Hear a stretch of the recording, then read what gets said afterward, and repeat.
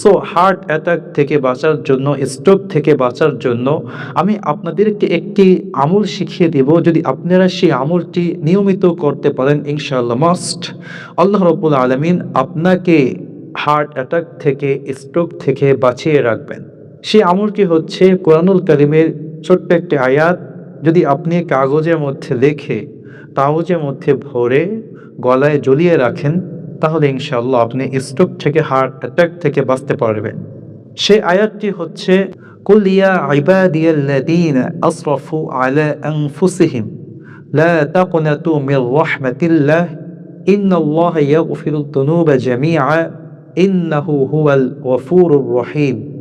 এই ছোট্ট আয়াতটি আপনি একটি কাগজে লিখবেন, কাগজে লিখে কাগজের মধ্যে ভরে এরপর গলায় বেঁধে ঝুলিয়ে রাখবেন।